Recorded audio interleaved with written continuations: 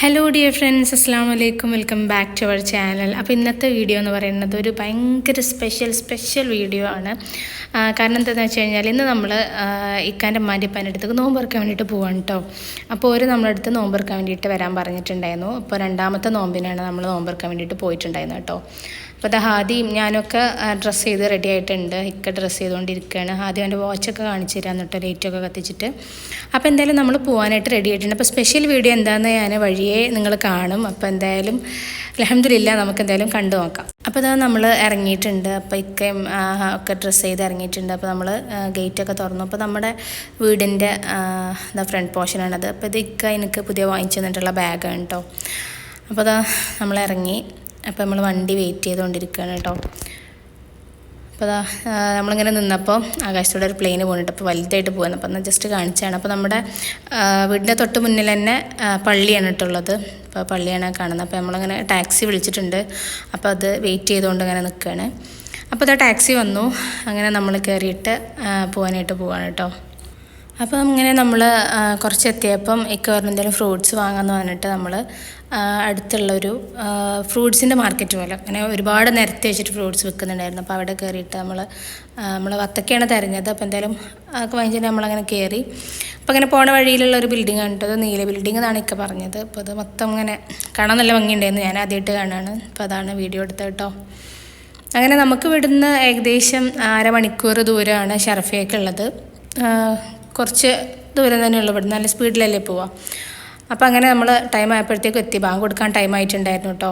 അപ്പോൾ നമ്മൾ ഇറങ്ങാനും ടാക്സി വരാനൊക്കെ കുറച്ച് ലേറ്റായി. ഇപ്പോൾ എന്തായാലും നമ്മളിവിടെ എത്തിയിട്ടുണ്ട്. അപ്പോൾ ഒരു ഷർഫയിലെ കൂട്ട ബിൽഡിങ്ങിൻ്റെ ഇടയിലാണ് കേട്ടോ. അതിലുള്ളൊരു ബിൽഡിങ്ങിലാണ് അമ്മ ഇപ്പം സ്റ്റേ ചെയ്യുന്നത്.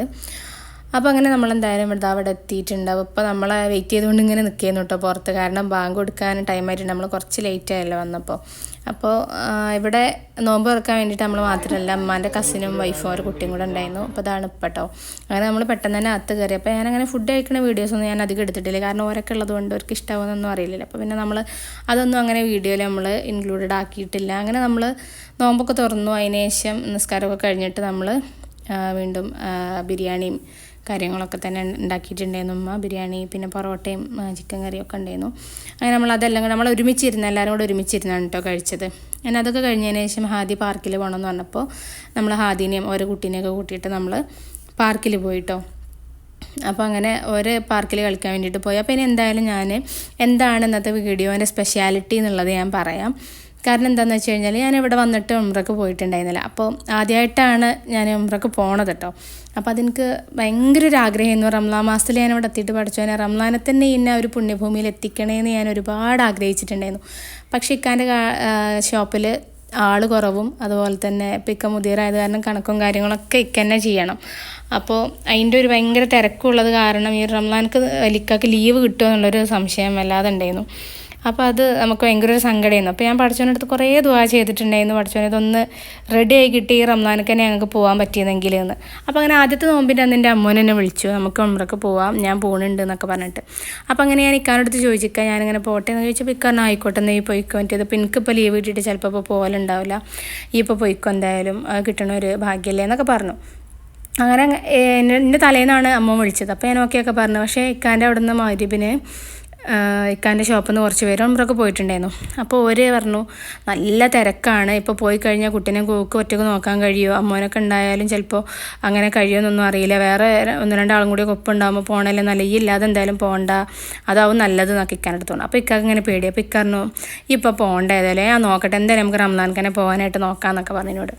അപ്പോൾ പിന്നെ അമ്മേൻ്റെ അടുത്ത് ഇങ്ങനെ പറഞ്ഞു ഇക്ക അങ്ങനെ പറയുന്നുണ്ട്. അപ്പോൾ അമ്മോനും പറഞ്ഞൊന്നും ആയിക്കോട്ടെ, ഈ എന്നാൽ എനിക്കിപ്പോൾ ടൈം ആയിട്ടുണ്ടാവില്ല, എൻ്റെ ടൈം ആകുമ്പോൾ ഈ മണ്ണിലെത്തും എന്നൊക്കെ പറഞ്ഞിട്ടുണ്ട്. അപ്പോൾ എനിക്ക് ഭയങ്കര സങ്കടമായിട്ട് അന്ന് ഞാൻ തഹജ്ജുദ് നിസ്കരിച്ച് പഠിച്ചവനോട് കുറേ ഞാൻ കരഞ്ഞ് പ്രാർത്ഥിച്ചു. ഞാൻ പഠിച്ചവനെ ഈ ഒരു നല്ലൊരു മാസം ഞാൻ എത്തിയിട്ട് എനിക്ക് ആ ഒരു പുണ്യഭൂമിയിൽ ഇന്നെ എത്തിക്കണേ എന്ന് പറഞ്ഞിട്ട് ഒരുപാട് ഞാൻ കരഞ്ഞു കേട്ടോ.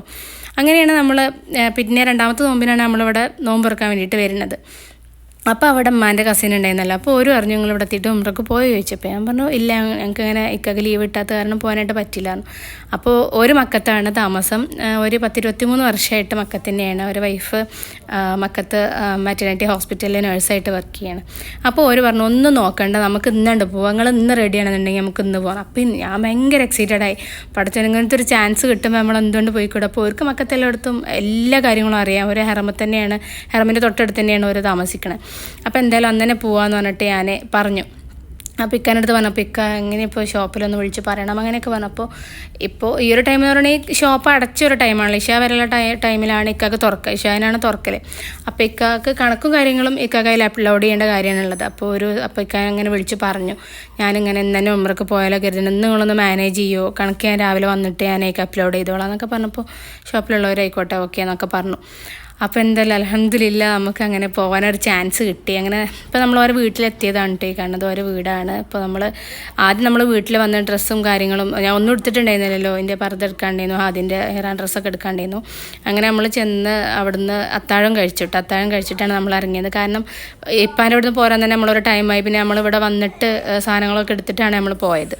അപ്പോഴത്തേക്കൊരു ടൈം ആയിട്ടുണ്ടായിരുന്നു. അങ്ങനെ നമ്മൾ അത്താഴമൊക്കെ കഴിച്ചിട്ട് സുബഹി നിസ്കാരത്തിന് ആയിഷ പള്ളിക്ക് എത്തുക എന്നുള്ളൊരു രീതിയിലാണ് നമ്മൾ ഇറങ്ങിയത് കേട്ടോ. അപ്പോൾ മക്കത്തെത്തിയപ്പോൾ തന്നെ ക്ലോക്ക് ടവർ കണ്ടപ്പോൾ തന്നെ യാ അല്ലാ എന്താ പറയുക, എനിക്ക് അത്രയും സന്തോഷം എന്ന് പറഞ്ഞാൽ സന്തോഷക്കണ്ണീരെന്ന് എനിക്കിങ്ങനെ കരച്ചിൽ അടക്കാൻ പറ്റുന്നുണ്ടായിരുന്നില്ല, സന്തോഷം കൊണ്ട് അങ്ങനെയൊന്നും. അങ്ങനെ എന്തായാലും അൽഹംദുലില്ലാ നമ്മൾ ആയിഷ മസ്ജിദിലെത്തി സുബഹിക്ക് നിസ്കരിച്ച് അവിടെ നിന്നാണ് ഇക്കയും ഹാദിയൊക്കെ ഇഹ്റാം കിട്ടിയത് കേട്ടോ. അങ്ങനെ നമ്മൾ അവിടുന്ന് ഇറങ്ങുകയാണ്. അവിടുന്ന് സുബഹി നിസ്കാരമൊക്കെ കഴിഞ്ഞ് നമ്മൾ ഇറങ്ങി. മാഷാ അല്ലാ എൻ്റെ കുട്ടീനെ ഈ ഒരു ഡ്രസ്സിൽ കണ്ടാൽ അത്ര സന്തോഷമായിരുന്നു. കാരണം ഞാൻ വിചാരിച്ചിട്ടുണ്ടായിരുന്നല്ലോ എൻ്റെ ഇക്കാൻ്റെ കൂടെ തന്നെ ഫസ്റ്റത്തെ ഉംറ എനിക്ക് ചെയ്യാൻ പറ്റില്ല, അതിയായ സന്തോഷം ഉണ്ടായിരുന്നു. പഠിച്ചോനെ എൻ്റെ പ്രാർത്ഥന കേട്ടു, എൻ്റെ അമ്മാൻ്റെയും ഒക്കെ അവരൊക്കെ അത് തന്നെയാണ് പ്രാർത്ഥിച്ചിരുന്നത്. ഇവിടെ എത്തിയിട്ട് ഈ ഒരു റംലാനക്ക് കിട്ടുക എന്ന് പറയുമ്പോൾ അങ്ങനെ എന്തായാലും ഫാത്തിമാബീൻ്റെ വഫാത്ത് ദിനത്തിൻ്റെ അന്ന് 3ാമത്തെ നോമ്പിൻ്റെ അന്ന് എനിക്ക് ഉംറ ചെയ്യാനായിട്ട് പറ്റി. അൽഹംദുലില്ലാ. അങ്ങനെ നമ്മൾ അവിടുന്ന് ഇറങ്ങിയിട്ട് ഇവിടെ ആയിഷ മസ്ജിദിന് മുന്നിൽ തന്നെ ഒരുപാട് ബസ്സുകൾ നിർത്തിയിട്ടുണ്ട് ഹെറമക്ക് പോകാനായിട്ടുള്ളത്. അപ്പോൾ നമ്മൾ അവിടെ നിന്നാണ് നമ്മൾ ബസ് കയറിയത്. അപ്പോൾ അതിങ്ങനെ കുറച്ച് ചുറ്റിയിട്ടൊക്കെയാണ് പോണത്. അപ്പോൾ നമ്മൾ അവിടെ നിന്നാണ് നമ്മൾ ബസ് കയറിയിട്ട് ഹെറമക്ക് എത്തിയിട്ട്. അപ്പോൾ ഇപ്പോൾ ഈ കാണുന്നത് ആയിഷ മസ്ജിദാണ്. അപ്പോൾ എന്തായാലും ഇപ്പോൾ ഇതാ വെളിച്ചമൊക്കെ വെച്ചിട്ടുണ്ട്, നേരം വെളുത്തിട്ടുണ്ട്. അപ്പോൾ നമ്മൾ അവിടുന്ന് ബസ് കയറി കേട്ടോ. അങ്ങനെ നമ്മൾ ഹെറമൊക്കെ അവിടുന്ന് ബസ് കയറി മാഷാ അല്ലാ. അപ്പോൾ നമ്മൾ ഹെറമിൽ എത്തിക്കൊണ്ടിരിക്കുകയാണ് കേട്ടോ. അപ്പോൾ ഭയങ്കര സന്തോഷമായിരുന്നു. എൻ്റെ ലൈഫിൽ എനിക്ക് മറക്കാൻ പറ്റാത്തൊരു ദിവസം പഠിച്ചോനെ എനിക്ക് ആ ഒരു ഭാഗ്യം തന്നു. എന്തായാലും അൽഹംദുലില്ലാ എല്ലാവർക്കും ഈ ഒരു ഭാഗ്യം കിട്ടട്ടെ, എല്ലാവർക്കും ഈ ഒരു ഭാഗ്യം കിട്ടട്ടെ. അപ്പോൾ ഞാനങ്ങനെ അധികം വീഡിയോസൊന്നും ഞാൻ ഇവിടുന്ന് എടുത്തിട്ടില്ലല്ലോ, കാരണം നമ്മൾ ഈ ഒരു കർമ്മം നിർവഹിക്കാൻ വേണ്ടി പോയതല്ലേ. പിന്നെ ഞാനിതിൽ ഉൾപ്പെടുത്തി എന്തായാലും പറഞ്ഞിട്ടുണ്ട് അവിടെ ചെന്നിട്ട് വീഡിയോ എടുക്കുകൊണ്ട് എനിക്ക് വിട്ടരുവേണ്ടി കാണണം എന്നൊക്കെ പറഞ്ഞിട്ട്. അങ്ങനെ കാണാത്തവർക്ക് കാണാൻ അത്രയും ആഗ്രഹമല്ലേ. അപ്പോൾ നമ്മളവിടെ ചെല്ലുമ്പോൾ കാണാത്തവർക്ക് വേണ്ടിയിട്ടാണ് ഞാൻ ഈ വീഡിയോ എടുത്തിട്ടുള്ളത്. അപ്പോൾ ഞാൻ വിചാരിച്ചു അതൊരു വീഡിയോ ആക്കിയിട്ട് ഇടാന്നുള്ളത്. അപ്പോൾ എന്തായാലും നമ്മൾ തവാഫൊക്കെ കഴിഞ്ഞു എന്ന് മാത്രമല്ല എല്ലാത്തിനും നമുക്ക് പറ്റിയിട്ടോ.